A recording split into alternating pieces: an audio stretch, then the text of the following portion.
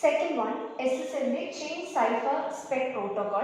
This is one of the simplest protocol. This is a bit so, this indicate it updates the ciphers. Updates ciphers pending stage present state to copy chain cipher spec protocol purpose. SSL alert protocol. Two ways. First one level, second one alert one. This basically near entities alert messages. If something has gone wrong, we can alert protocol use. Level two values possible, 1 and 2. 1 value it indicates a warning, and 2 it is fatal. That is indicated. By chance, level 2 SSL connection terminate and put connection form. That is leveling importance. Alert alert messages. For example, no certificate, certificate revoked, certificate expired, close notified. So, that is alert alert. So basically, this protocol is simple. This is handshake protocol. Next SSL handshake protocol. So SSL handshake protocol basically represent this format. That type, length and content. Type is 10 types of messages. So that type message is type 1 byte size. Length of the message. How much is the length? In 3 bytes. The content of the or what is the message? That is greater than or equal to 0. Transmission and connectivity basically 4 phases divided. SSL handshake protocol 4 parts. First one is establishing security capabilities. In the client server connection established by the hello message. Now, client hello server hello recognize client communicate. Now, client communicate server communicate elements parameters pass. First one version. Version SSL version pass. Pass random number. Random integer. That is basically non-site passing. Session ID. With a unique identifier, it is a number. Identify of what is the session. The session identifier. That is Cipher suit. This Cipher suit modify last step. So, Cipher suit next. Cipher suit we use cryptographic algorithms hash function, size, algorithm use Cipher suit. Compression method. This compression method Cipher suit client to server pass client suitable algorithms Cipher suit client suitable compression methods and support in the compression methods compression methods pass. So server will know client preference. So that is first phase, first step. Second step, server authentication key exchange. Server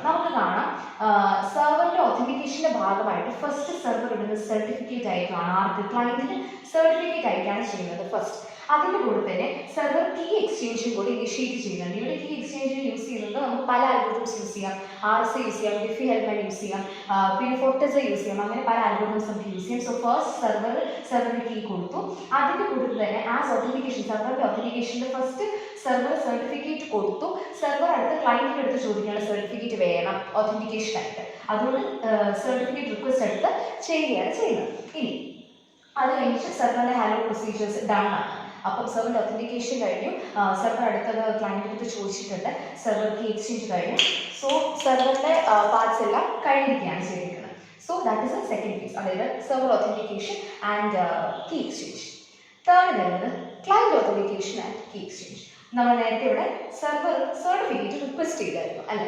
അപ്പം already ക്ലയന്റിന് സെർവറിന്റെ request കിട്ടി, സെർവറിന്റെ certificate കിട്ടി. അപ്പം ക്ലയന്റിന്റെ കയ്യിൽ സെർവറിന്റെ certificate ഉണ്ട്. ഇതിന്റെ കൂട്ടത്തിൽ ഇപ്പം as it is request ക്ലയന്റിന്റെ സർട്ടിഫിക്കറ്റ് ഇവിടെ കൊടുക്കുകയാണ് ചെയ്യുന്നത്. അത് കഴിഞ്ഞിട്ട് ക്ലയന്റിന്റെ കീ എക്സ്ചേഞ്ച് ചെയ്യാണ് ചെയ്യുന്നത് നെക്സ്റ്റ് സ്റ്റെപ്പിൽ. അപ്പം ഇതും എഗെയിൻ സെയിം അൽഗോരിതംസ് യൂസ് ചെയ്യാം. പിന്നെ സെർവറിന്റെ സർട്ടിഫിക്കറ്റ് ക്ലയന്റിന്റെ കയ്യിൽ ഇപ്പോൾ ഉണ്ടല്ലോ, അത് വെരിഫൈ ചെയ്യട്ടെ, അതായത് ഒത്തന്റിക്കേഷൻ കംപ്ലീറ്റ് ആക്കട്ടെ. അപ്പം certificate verify. So third step എന്ന് പറയുമ്പോഴത്തേക്കും ക്ലയന്റ് ഒത്തന്റിക്കേഷനും കീ എക്സ്ചേഞ്ചും കൂടിയാണ്. അപ്പോൾ 1, 2, 3 സ്റ്റെപ്സ് കഴിയും. ഇനി അടുത്ത ഫോർത്ത് സ്റ്റെപ്പ് എന്ന് പറയുന്നത് കൺക്ലൂഷൻ സ്റ്റെപ്പാണ്. ഞാൻ നേരത്തെ പറഞ്ഞിരുന്നത് സൈഫർ സ്യൂട്ടിൽ നമ്മൾ നേരത്തെ ചെയിൻ സൈഫർ സ്പെക്കിനകത്ത് പറഞ്ഞൊരു സംഭവമുണ്ട്, പെൻഡിങ് സ്റ്റേറ്റിനെ കോപ്പി ചെയ്ത് ടു ദ പ്രസന്റ് സ്റ്റേറ്റ്. അതായത് ഇപ്പോഴത്തെ സ്റ്റേറ്റ്, ഇപ്പോഴത്തെ അവസ്ഥ എന്താണെന്ന് മനസ്സിലാക്കാൻ വേണ്ടിയിട്ട് പെൻഡിങ് ആയിട്ടുള്ളതിനെ കോപ്പി ചെയ്തിരുന്ന പരിപാടി. അതായത് എന്തൊക്കെ ചേഞ്ചസ് ആണ് സൈഫർ സ്യൂട്ടിൽ വന്നിട്ടുള്ളത്, ആ ചേഞ്ചസിനെ ഈ ഒരു പ്രോസസ്സിൽ നിന്നും എന്തൊക്കെ ചേഞ്ചസ് ആണ് വന്നത്, അതിൻ്റെ റെസ്പെക്റ്റീവ് ആയിട്ടുള്ള ചേഞ്ചസിനെ ക്ലയന്റിന്റെ സൈഫർ സ്പെക്കിലും ക്ലയന്റ് സൈഫർ സ്യൂട്ടിലും സെർവർ സൈഫർ സ്യൂട്ടിലും ചേഞ്ച് ചെയ്യുവാണ്. Then we are finishing the procedure. അപ്പം ചേഞ്ച് സൈഫർ സ്പെക്ക് എന്ന് പറയുന്നത് ഈ സൈഫർ സ്യൂട്ടിൽ വരുന്ന നമ്മൾ ഇത്രയും പ്രോസസ്സ് ചെയ്ത് കഴിയുന്ന റിസൾട്ടിനായിട്ട് വരുന്ന ചേഞ്ചസിനെ ആയിരിക്കും ഇവിടെ നമ്മൾ കാണിക്കുന്നത്. അതിനായിട്ട് നമ്മൾ ഫിനിഷ് ചെയ്യുവാൻ from both the client side and then the server side. ഇനി അടുത്തതായിട്ട് ക്രിപ്റ്റോഗ്രഫിക് കോംപ്യൂട്ടേഷൻസ് ആണ് നമ്മൾ ചെയ്യുന്നത്. ബേസിക്കലി 2 കോംപ്യൂട്ടേഷൻസ് ആണ് വരുന്നത്. First creation of the master key, രണ്ടാമത് generation of the cryptographic parameters. Creation of the master key എന്ന് പറയുമ്പോഴത്തേക്ക് ഇവർ നമ്മൾ കമ്മ്യൂണിക്കേറ്റ് ചെയ്യാൻ ഒരു കീ ജനറേറ്റ് ചെയ്യുക എന്നുള്ളതാണ് ഇതിൻ്റെ മെയിൻ ഉദ്ദേശം എന്ന് പറയുന്നത്. പക്ഷേ ഇപ്പോൾ ഞാൻ A to B കമ്മ്യൂണിക്കേഷൻ നടത്തുകയാണ്. എക്ക് ഇതേ ബി ആണെന്നും ബിക്ക് ഇതേ ആണെന്നും ഉള്ള ഒരു ഉറപ്പിന് വേണ്ടിയിട്ട് before the creation of master key ഇവർ പ്രീ മാസ്റ്റർ സീക്രട്ട് എന്ന് പറഞ്ഞ ഒരു കീ ജനറേറ്റ് ചെയ്യും. Pre master secret. അപ്പോൾ ഇത് ജനറേറ്റ് ചെയ്യാൻ നമുക്ക് ഡിഫി ഹെൽമ യൂസ് ചെയ്യും, അല്ല RS യൂസ് ചെയ്യും. ഈ 2 മെത്തേഡ്സ് യൂസ് ചെയ്ത് ഇത് ജനറേറ്റ് ചെയ്യും. ഇതിപ്പം ജനറേറ്റ് ചെയ്തിട്ട് ബിക്ക് അത് പാസ് ചെയ്യും. എന്നിട്ട് ഇവർ രണ്ടുപേരും ഈ ഒരു പ്രീ മാസ്റ്റർ സീക്രട്ട് കീ കിട്ടി കഴിഞ്ഞിട്ട് അവരുടെ ആൽഗോരിതംസ് വെച്ചിട്ട് തന്നെയാണ് ഈ ഒരു മാസ്റ്റർ കീ എന്താണ് കണ്ടുപിടിക്കുന്നത്. സോ ഇനീഷ്യലി അവർക്ക് പ്രീ മാസ്റ്റർ സീക്രട്ട് കീയുടെ ആവശ്യം അവിടെ വരും. അതാണ് ഫസ്റ്റ് സ്റ്റെപ്പിൽ പറയുന്നത്. രണ്ടാമത്തെ ഒരു ജനറേഷൻ ക്രിപ്റ്റോഗ്രഫിക് പാരാമീറ്റേഴ്സ് എന്ന് പറയുന്നത് ഈ ഒരു മാസ്റ്റർ കീ ഹാഷ് ചെയ്യുമ്പോഴത്തേനും നമുക്ക് കുറേ ക്രിപ്റ്റോഗ്രഫിക് പാരാമീറ്റേഴ്സ് കിട്ടും. അപ്പം അതിനെ ജനറേറ്റ് ചെയ്യാൻ നമ്മൾ മാസ്റ്റർ കീ ഹാഷ് ആണ് ചെയ്യുന്നത്. അപ്പം പാരാമീറ്റേഴ്സ് ഏതൊക്കെയെന്ന് വെച്ച് കഴിഞ്ഞാൽ client write key, server write key, client MAC secret, server MAC secret, client write IV, server write IV, ഇങ്ങനത്തെ പാരാമീറ്റേഴ്സ് ആയിരിക്കും generation of cryptographic parameters. Like these are the parameters that needs to be created അല്ലെങ്കിൽ that needs to be generated. അപ്പോൾ master കീയുടെ hashing use ചെയ്തിട്ട് നമ്മൾ അതിനെ generate ചെയ്യാണ് ചെയ്യുന്നത്. ഇനി TLS, that is transport layer security, അതിനെ നമ്മൾ പറഞ്ഞു കഴിഞ്ഞു കഴിഞ്ഞാൽ ഇതിന് നമ്മൾ വളരെ കുറച്ച് SSL വെച്ച് നോക്കുമ്പോഴത്തേക്കും വളരെ കുറച്ച് ഡിഫറൻസസ് ചെയ്യണം. അത് ഒരു ഡിഫറൻസ് എന്താണെന്ന് വെച്ച് കഴിഞ്ഞാൽ നമ്മൾ റെക്കോർഡ് പ്രോട്ടോകോൾ എഴുതിയായിരുന്നല്ലോ. റെക്കോർഡ് പ്രോട്ടോകോൾ എഴുതിക്കൊണ്ടിരുന്ന സമയത്ത് നമ്മൾ അതിൻ്റെ ഇൻഡിവിജ്വൽ പാക്കറ്റ് ഫോർമാറ്റ് എടുത്തപ്പോഴത്തേക്കും നമ്മൾ മേജർ വേർഷൻ, മൈനർ വേർഷൻ ഒക്കെ പറഞ്ഞായിരുന്നു. മേജർ വേർഷൻ SSL-ന്റെ 3-ഉം TLS-ന് 3 തന്നെയാണ്. മൈനർ വേർഷൻ SSL-ന് 0-ഉം TLS-ന് 1-ഉം ആണുള്ളത്. സോ അതൊരു ഡിഫറൻസ് ആണ് അവിടെ. പിന്നെ ഇവിടെ വരുന്ന ഒരു അഡീഷണൽ പ്രോട്ടോകോൾ, അതായത് ഫസ്റ്റ് ലെയർ ഓഫ് പ്രോട്ടോകോൾ വരുന്ന ഒരു അഡീഷണൽ പ്രോട്ടോകോൾ ഹാർട്ട് ബീറ്റ് പ്രോട്ടോകോളാണ്. ഹാർട്ട് ബീറ്റ് എന്ന് പറയുമ്പോൾ നമുക്കറിയാം ഒരു പർട്ടിക്കുലർ ഇപ്പോൾ ഒരു 2 പിയർ ടു പിയർ തമ്മിൽ ഡിസ്കസ് ചെയ്യുകയാണെന്നുണ്ടെങ്കിൽ അവരുടെ ഒരു വർക്കിങ്ങിനെ ഡിനോട്ട് ചെയ്യുന്ന, അല്ലെങ്കിൽ ഇപ്പോൾ സോഫ്റ്റ്വെയർ ഹാർഡ്വെയർ ആയിക്കോട്ടെ, അവരുടെ ഒരു പ്രോപ്പർ ഫംഗ്ഷനിങ്ങിനെ ഡിനോട്ട് ചെയ്യുന്നതാണ് ഹാർട്ട് ബീറ്റ് എന്ന് പറയുന്നത്, ആ ഒരു ടേം. സോ ഫസ്റ്റ് ഇവർ ചെയ്യുന്നതെന്ന് വെച്ച് കഴിഞ്ഞാൽ there is an entity to entity communication. ഇപ്പോൾ ഒരു TLS 2 എൻറ്റിറ്റീസ് തമ്മിൽ കമ്മ്യൂണിക്കേറ്റ് ചെയ്യുകയാണെന്നുണ്ടെങ്കിൽ ഇവർ തമ്മിൽ പരസ്പരം കമ്മ്യൂണിക്കേറ്റ് ചെയ്യും, ഹാർട്ട് ബീറ്റ്സ് സപ്പോർട്ട് ചെയ്യുന്നുണ്ടോ ഇല്ലയോ എന്നറിയാൻ വേണ്ടിയിട്ട്.